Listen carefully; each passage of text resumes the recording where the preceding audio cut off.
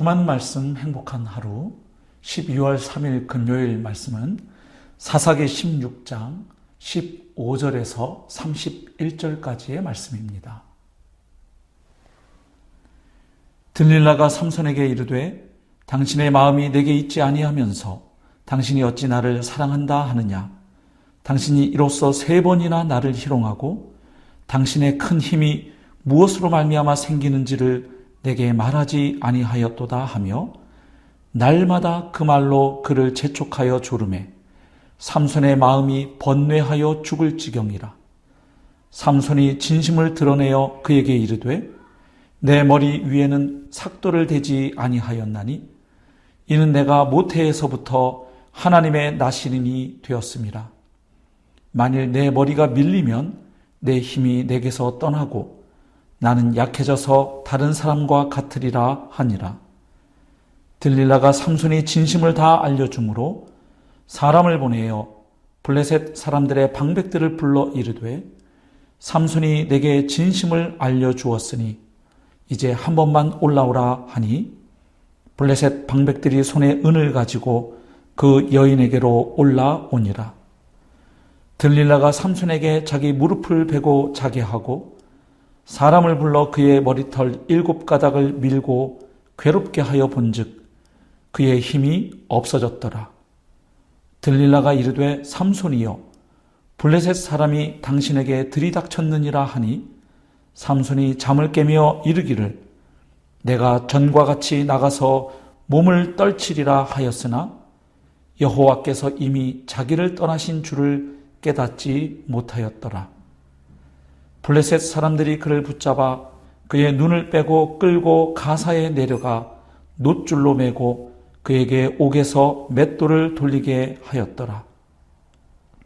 그의 머리털이 밀린 후에 다시 자라기 시작하니라. 블레셋 사람의 방백들이 이르되 우리의 신이 우리 원수 삼손을 우리 손에 넘겨주었다 하고 다 모여 그들의 신 다곤에게 큰 제사를 드리고 즐거워하고 백성들도 삼손을 보았으므로 이르되 우리의 땅을 망쳐놓고 우리의 많은 사람을 죽인 원수를 우리의 신이 우리 손에 넘겨주었다 하고 자기들의 신을 찬양하며 그들의 마음이 즐거울 때에 이르되 삼손을 불러다가 우리를 위하여 제주를 부리게 하자 하고 옥에서 삼손을 불러내매 삼손이 그들을 위하여 제주를 부리니라. 그들이 삼손을 두 기둥 사이에 세웠더니 삼손이 자기 손을 붙든 소년에게 이르되 나에게 이 집을 버틴 기둥을 찾아 그것을 의지하게 하라 하니라. 그 집에는 남녀가 가득하니 블레셋 모든 방백들도 거기에 있고 지붕에 있는 남녀도 3,000명 가량이라. 다 삼손이 제주 부리는 것을 보더라. 삼손이 여호와께 부르짖어 이르되 주 여호와여 구하옵나니 나를 생각하옵소서. 하나님이여 구하옵나니 이번만 나를 강하게 하사 나의 두 눈을 뺀 블레셋 사람에게 원수를 단번에 갚게 하옵소서 하고 삼손이 집을 버틴 두 기둥 가운데 하나는 왼손으로 하나는 오른손으로 껴 의지하고 삼손이 이르되 블레셋 사람과 함께 죽기를 원하노라 하고 힘을 다하여 몸을 굽히매 그 집이 곧 무너져 그 안에 있는 모든 방백들과 온 백성에게 덮이니 삼손이 죽을 때에 죽인 자가 살았을 때에 죽인 자보다 더욱 많았더라. 그의 형제와 아버지의 온 집이 다 내려가서 그의 시체를 가지고 올라가서 소라와 에스다올 사이 그의 아버지 마노아의 장지에 장사하니라. 삼손이 이스라엘의 사사로 20년 동안 지냈더라. 아멘. 오늘 본문은 삼손이 들릴라의 끈질기고 집요한 유혹에 마침내 자신의 힘의 비밀을 털어놓고 아주 무력하게 무너지는 안타까운 모습을 보여주고 있습니다. 또한 힘을 잃어버린 삼손이 두 눈을 뽑히고 블레셋 백성의 조롱거리로 전락했지만 하나님께서 그에게 마지막으로 다시 한번 사사로 일할 수 있는 기회를 주신 것도 소개하고 있습니다. 오늘 본문에서 우리는 어떤 교훈과 메시지를 발견할 수 있을까요? 첫 번째로 하나님이 주신 사명의 길에서 멀어지게 하는 유혹과 함정을 조심해야 한다는 것입니다. 오늘 본문에서 삼손은 눈물을 쏟으면서 집요하게 물어보는 자신의 힘의 출처를 캐묻는 들릴라에게 결국 비밀을 누설하고 맙니다. 안타깝게도 삼손은 이전에도 이와 똑같은 실수를 한 적이 있었습니다.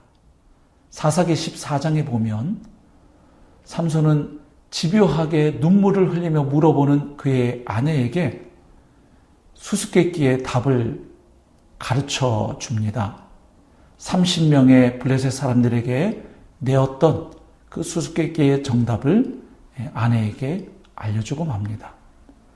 자, 그런데 오늘 본문에서 삼손은 또다시 들릴라의 유혹에 넘어가는 모습을 보여줍니다.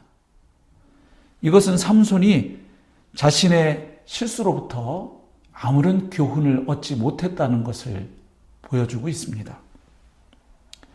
또한 삼손에게 있어서 취약한 부분이 있다는 것을 보여줍니다. 그것은 바로 사랑하는 여인의 품입니다. 삼손에게는 자신이 사랑하는 여인의 품이 바로 하나님의 사랑을 배신하게 하고 하나님이 주신 사명의 길에서 멀어지게 하는 함정이고 덫이었던 것입니다. 우리에게도 이런 취약한 부분이 있을 수 있습니다. 하나님이 주신 사명의 길을 걸어가는 데 있어서 그 길을 방해하는 그런 부분이 있다는 것이죠. 나에게도 혹시 깊이 번뇌하면서도 결국 떠나지 못하는 그런 정욕의 품이 있지는 않은지 돌아보아야 하겠습니다. 그래서 하나님이 주신 소명을 가볍게 여기거나 그 길에서 떠나게 만들도록 유혹하는 그 부분이 무엇인지를 우리가 알 때 겸손하게 하나님 앞에 엎드려 구할 수 있을 것입니다. 그리고 그 부분에 넘어지지 않도록 늘 깨어서 하나님과 동행하며 살 수 있어야 하겠습니다. 두 번째로 하나님의 사람이 하나님의 사명의 길에서 이탈하거나 하나님과의 관계가 멀어지면 결국 세상 사람들로부터도 조롱을 당한다는 사실을 배우게 됩니다. 머리카락이 잘려버린 삼손의 힘을 잃고 눈이 뽑힌 채 놋줄에 매여서 맷돌을 돌리는 신세가 됩니다. 그뿐만 아니라 블레셋 사람들 앞에서 재주를 부리는 참 처량한 신세가 됩니다. 여기서 재주를 부린다고 하는 것은 오늘날 우리가 생각하는 장기자랑 같은 것이 아닙니다. 여기서 재주라고 하는 말은 삼손의 두 눈이 멀어버린 점을 이용해서 사람들이 그 앞에 장애물을 놓아서 넘어지게 하거나 또 삼손을 때리는 등 그를 조롱하고 괴롭히는 것을 의미합니다. 그러니까 엄청난 힘으로 블레셋 사람들을 괴롭혔던 삼손이 이제는 그들에게 조롱을 당하는 신세가 되어버린 것입니다. 여기서 우리가 기억할 것이 하나 있습니다. 그것은 삼손이 힘을 잃어버린 이유가 단순히 머리카락이 밀렸기 때문이 아니라는 것입니다. 삼손의 긴 머리털은 그가 나실인으로서 하나님께 헌신한 표지에 불과합니다. 즉, 그 머리카락 자체에 무슨 마술적인 힘이나 능력이 있었던 것이 아닙니다. 나실인으로 헌신한 그에게 하나님이 함께 해 주셨기 때문에 그 능력이 주어진 것입니다. 오늘 본문 20절 말씀에도 보면 그가 힘을 잃어버린 이유는 하나님께서 그를 떠나셨기 때문입니다. 그런데 삼손의 삶을 보면 삼손은 나실인이 지켜야 할 여러 가지 다른 규례들은 무시하면서 유독 머리카락을 밀지 않는 그 규정에만 집착했던 모습을 볼 수 있습니다. 사실 말씀을 지키지 않으면서 머리카락에만 집착하는 것은 의미가 없지요. 민수기 6장에 보면 나실인에 대한 규정이 나옵니다. 나실인은 남자나 여자가 자기 몸을 구별해서 하나님께 드리는 특별한 서원입니다. 그래서 나실인이 되면 포도주나 독주를 금해야 했습니다. 그리고 머리카락을 자르지 않아야 했고 또 죽은 시체를 만져서는 안 됐습니다. 만약 부정하게 되면 다시 나실인의 삶을 회복하는 그 절차를 밟아야 했죠.